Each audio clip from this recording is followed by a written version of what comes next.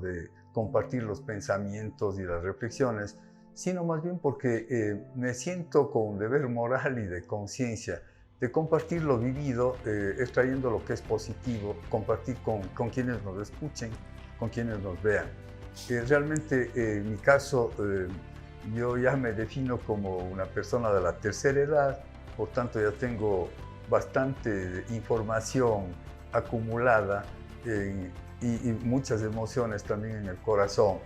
Entonces he visto transcurrir bastantes periodos. Le cuento que yo soy desde la época anterior al Concilio Vaticano II, estuve cerca de la Revolución de Mayo del 68.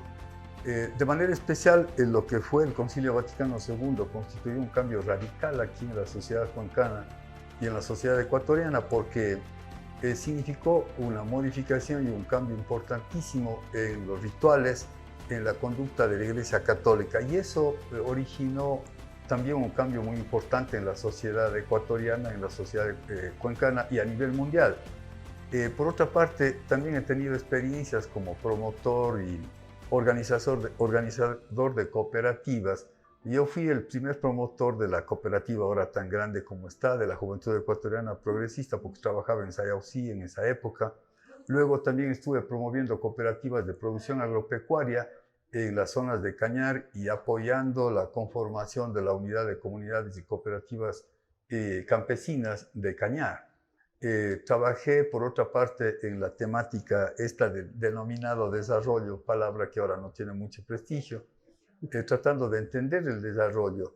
En este devenir tuve la oportunidad de hacer un curso con Paulo Freire en Santiago de Chile en el año 68, cuando Paulo Freire, el gran pedagogo brasileño, fue expulsado de Brasil y tuvieron que salir y buscar un refugio en Chile. En el mismo Santiago de Chile hice un curso muy importante en el ILPES con la CEPAL, en donde se revisaba tal vez la única teoría económica originaria de América Latina, que es esta teoría del intercambio, que ahora se denomina del intercambio desigual, desarrollada por el economista Raúl Prebisch, quien decía pues que uno de los mayores problemas que tienen las sociedades es el desigual aprovechamiento, si cabe la palabra, de los frutos del desarrollo tecnológico o económico. Y él llevaba a esta reflexión al deterioro de los términos de intercambio entre los países denominados subdesarrollados y los desarrollados. Esta teoría del deterioro de los términos de intercambio apuntaba a decir que nosotros necesitamos cada vez más exportar un mayor volumen de bienes primarios para obtener el mismo bien tecnológicamente desarrollado en el centro. De tal manera pues que tengo un recorrido, claro, yo estoy hablando... la historia social y económica de América Latina realmente y el territorio, como dicen ahora, cómo esas políticas incidían en situaciones y en zonas como las que vivimos nosotros. Sí, claro, de ahí salió esta teoría de la industrialización sustitutiva de importaciones, pero también otras soluciones que yo creo que ahora en este momento de la pandemia y de la crisis económica son aplicables, ¿no? La primera era trabajar con mucho cuidado y con mucha honestidad y esmero en el manejo de los recursos públicos, que en definitiva son los recursos de la comunidad. Después tener mucho cuidado en a dónde asignar esos recursos y ahí básicamente que haya participación. Yo tuve la oportunidad de trabajar en el Centro de Reconversión Económica de Azuay Cañar y Morona, Santiago, cuyas siglas eran CREA, y allí se inició un programa que era de poco costo realmente, que era la capacitación de las personas en distintas ramas artesanales. Y esto era muy positivo porque seguía una tradición de acá de Cuenca, en donde se decía que quien estudia abogacía también debía aprender zapatería, de que quien estudiaba medicina debía aprender carpintería. Y eso ocurría así. Yo recuerdo muy bien que el gran músico, doctor Rafael Sojos Jaramillo, que fue director del conservatorio y promotor y educador de música, en música, él sabía de zapatería y lo hacía muy bien. Recuerdo también el caso de otros odontólogos que conocían muy bien lo que era el trabajo de carpintería. las artes del oficio y el conocimiento eran sustanciales. Es decir, se capacitaba a las personas, ¿no? Entonces, eso ha hecho que, por ejemplo, en joyería, hayan joyeros de acá que son autoridades, son figuras muy prestigiadas a nivel mundial.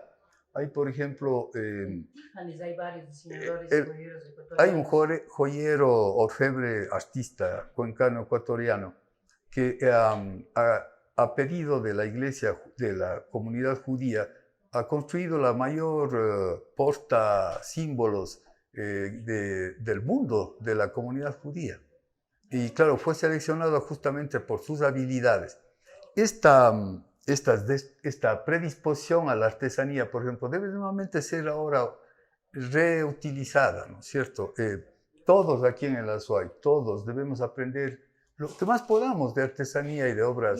Y por eso también es importante este espacio, ¿no? Recuperar esas voces azuayas que de alguna manera estamos viendo que no se visibilizan bien en los oficios que tenemos, ¿no? Yo quisiera preguntarle también, Enrique, entiendo que toda esta información evidentemente va a verse reflejada en el espacio de derechos urbanos. ¿Qué implica ahora abrir una nueva temporada de este espacio que ha sido bien querido y bien esperado en la ciudadanía cuando se transmitía en Ondas Azuayas?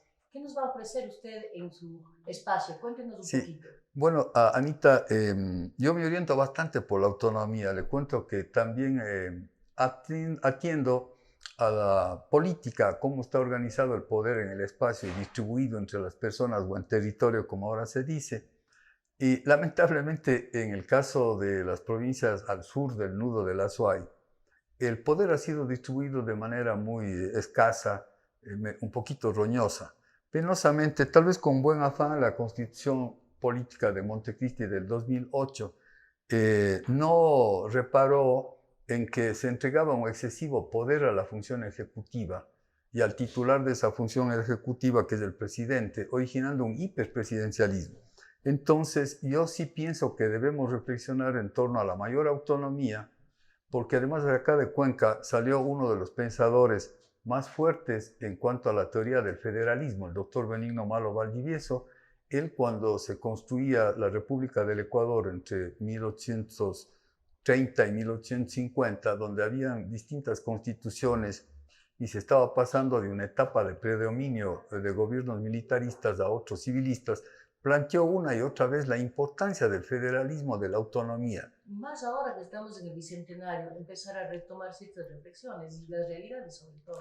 Así es, Anita, porque no puede ser que con buen afán a veces las personas que están en el gobierno central con poder se ven obnubiladas y creen que están haciendo bien, pero vemos que esa manera de dirigir o de gobernar nunca es positiva, ¿no? Aún en casa, los que somos padres de familia, en mi caso y abuelo y más, vemos que no funciona esta forma tan vertical de dirección, de orientación.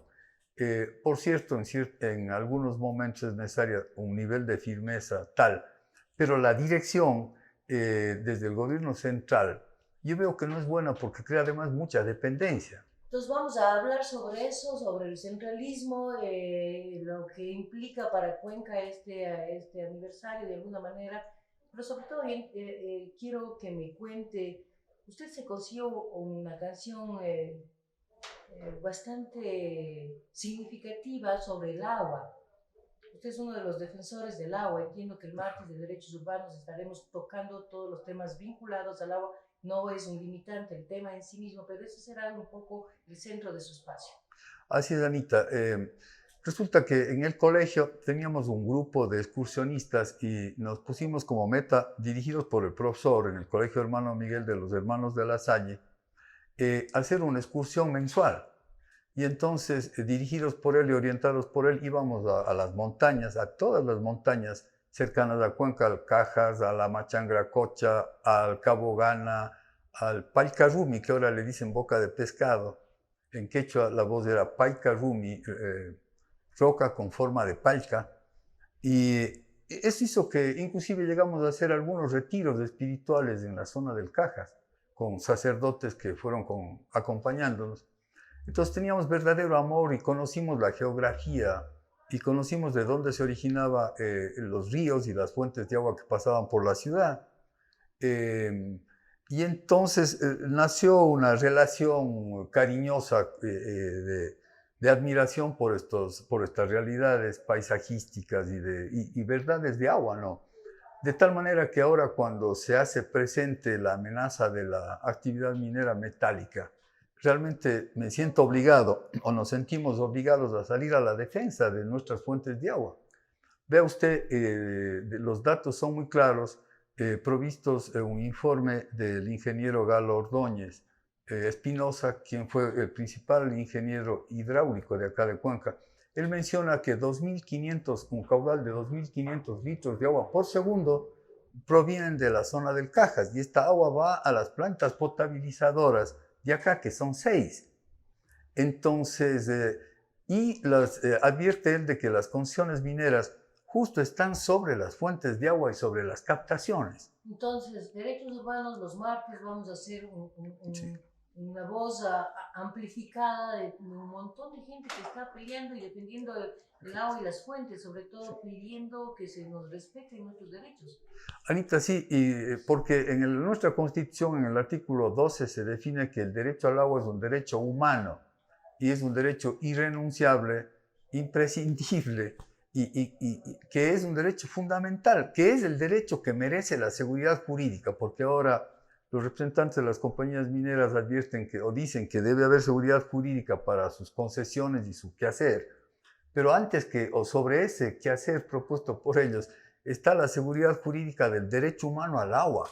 Sí, no, Anita, ahora, ni otro derecho tampoco se podría como hacer yo a usted le he escuchado, ¿verdad? sí, también es necesario que reparemos y ahorremos el agua, ¿no? Yo he escuchado de usted y aprendí esa lección.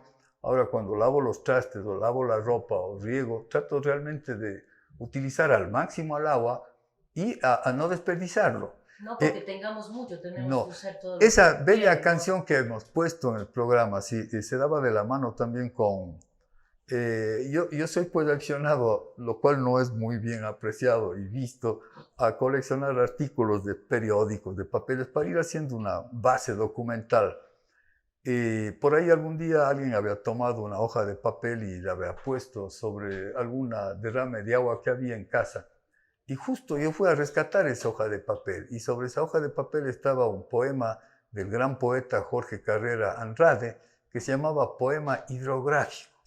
Y él dice en ese poema hidrográfico que las aguas de los ríos se buscan hasta encontrarse y alargan sus trompetas de vidrio en los cristales del agua.